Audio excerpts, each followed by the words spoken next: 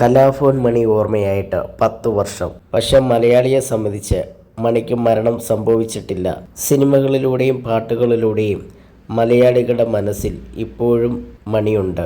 അതേസമയം മണിക്ക് അർഹമായ ആദരവ് ഇപ്പോഴും ലഭിച്ചിട്ടില്ലെന്നാണ് സംവിധായകൻ വിനയൻ പറയുന്നത്. മണിയുടെ സ്മാരകം ഇന്നും ഒന്നുമാകാതെ ചാലക്കുടിയിൽ തരിശുഭൂമിയായി കിടക്കുകയാണെന്നാണ് അദ്ദേഹം ആരോപിക്കുന്നത്. നേരത്തെ മണിയുടെ സ്മാരകം പൂർത്തിയാക്കാതെ തുടരുന്നതിനെതിരെ വിനയൻ രംഗത്തെത്തിയിരുന്നു.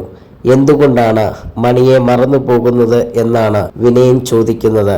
കലാഭവൻ മണി ഓർമ്മയായിട്ട് 10 വർഷം. മലയാളത്തിന് അഭിമാനമായ മനുഷ്യസ്നേഹിയെ ആ കലാകാരൻ്റെ സ്മാരകം ഇന്നും ഒന്നുമാകാതെ ചാലക്കുടിയിൽ തരിശുഭൂമിയായി കിടക്കുന്നു. എത്രയോ വികസനങ്ങളെപ്പറ്റി പേരെണ്ണി പറയുമ്പോഴും എന്തോ കലാഭവൻ മണിയെ മറന്നു പോകുന്നു.